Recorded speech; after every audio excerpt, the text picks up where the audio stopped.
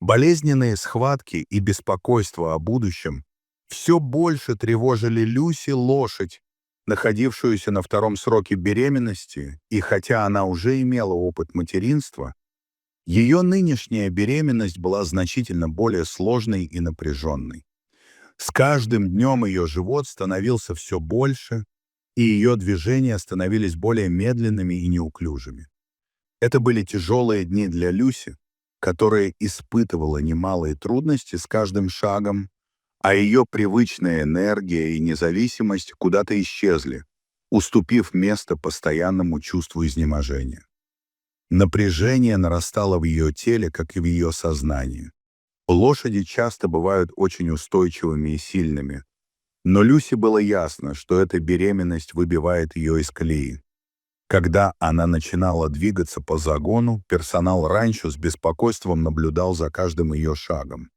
Внутри ее организма происходили изменения, которые совсем не могли быть игнорированы, и Люси, как бы она этого не хотела, не могла скрыть свои переживания. Лошади это не просто такие благородные существа, они свои олицетворенные матери, которые в своем поведении всегда показывают заботу и привязанность к своим жеребятам.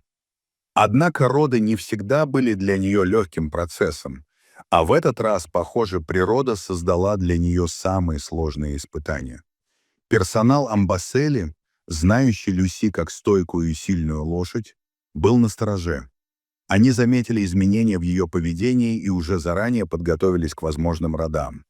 Один из смотрителей, опытный в таких делах, подошел к другим работникам и сказал: «Люси выглядит как-то иначе. Она явно чувствует, что что-то происходит. Пора уже вызвонить ветеринара». Когда специалист по лошадям прибыл, его внимание сразу привлекло беспокойное поведение Люси. Каждый ее шаг сопровождался тяжелым дыханием. Ее большой живот мешал ей двигаться так свободно, как раньше. Несколько раз она останавливалась, явно испытывая боль, и начинала повторять те же движения. Ходьба по загону, легкое терзание изгороди губами, попытки найти удобное место для отдыха. «Этот процесс будет долгим», — сказал ветеринар своим коллегам. «Лошади крайне редко рожают близнецов, и если это действительно будет двойня, мы должны быть готовы к сложному исходу». Он знал, что для лошади роды могут быть опасными, и особенно если они сопряжены с таким редким случаем, как близнецы. В этом случае даже сама природа сталкивается с определенными проблемами. Трудно кормить и ухаживать за двумя же ребятами одновременно, а для Люси такие роды могли быть слишком тяжелыми. Процесс родов был мучительно медленным. Люси передвигалась по загону, ее губы метались в разные стороны, а ржание, которое она издавала, звучало как отчаянные просьбы о помощи. Персонал, каждый раз подходивший к ней, ощущал сильную тревогу. Родам предшествовала необычная тишина, но затем она стала все громче, и сотрудники уже не могли не заметить, что лошадь не в силах скрывать своего страха. Боль становилась невыносимой, и каждый час, казавшийся вечностью, добавлял беспокойства. Конюшенная стая, которая всегда поддерживала своих членов, теперь образовала защитный круг вокруг Люси. Это было естественное поведение.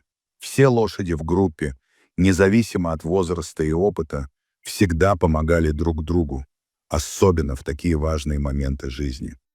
Несмотря на их силу и выносливость, их поведение было заботливым и чутким, что также играло свою роль в борьбе Люси за жизнь своих же ребят. Когда, наконец, случилось невероятное, и лошадь родила не одного, а двоих же ребят, это вызвало настоящий шок среди персонала ранчо. Они стояли в изумлении, осознавая, что стали свидетелями одного из самых редких явлений в мире животных — рождения лошадиных близнецов. Это был исторический момент, и радость была переполнена не только ими, но и всеми теми, кто работал с Люси в течение всех ее лет пребывания в конюшне. «Близнецы!» — вскрикнул один из смотрителей, подбегая к остальному персоналу, чтобы показать то, что только что произошло. Это невероятно, но радость вскоре сменилась обеспокоенностью. Из-за редкости такого события никто не мог точно предсказать, как будет развиваться ситуация. В природе, особенно среди лошадей, двоих же ребят растить трудно, и даже если это удастся, обычно один из них будет слабее, чем второй. В дополнение к этому одна из главных проблем — это трудности, с которыми сталкивается мать, пытаясь ухаживать за двумя малышами, особенно если они слишком долго не могут встать на ноги или испытывают трудности с кормлением. Старшая дочь Люси, лошадь, которая уже взрослая и сама имеет опыт материнства, проявила свою незаинтересованность в новорожденных. Она не выглядела радостной или спокойной по поводу того, что ее братья появились на свет. Напротив, она била копытами и выказывала явное недовольство, что, конечно же, вызвало беспокойство у наблюдавших. «Это странно», — отметил один из смотрителей, наблюдая за поведением старшей дочери. «Обычно старшие братья и сестры заботятся о младших, а она просто нападает на них». Хотя для персонала это было несколько необычным, они понимали, что природные инстинкты могут работать по-разному у разных животных, и в этом случае группа должна была позаботиться о малышах и сгладить напряжение. Сначала одна из более опытных кобыл тихо подошла к старшей дочери Люси, дотронулась до нее губами и мягко оттеснила, чтобы успокоить и восстановить порядок в группе.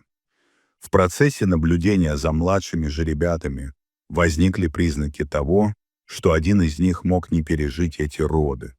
Второй детеныш, слабо проявляющий активность, казался гораздо более уязвимым. Он лежал на земле, пытаясь встать, но его ноги не слушались, и он снова и снова падал. Люси, несмотря на свою усталость, подходила к нему и, очевидно, пыталась заставить его подняться. Каждый раз, когда она толкала его губами, ее выражение лица становилось тревожным. Когда персонал ранчо увидел, что жеребенок не может встать, они начали понимать, что ситуация серьезная.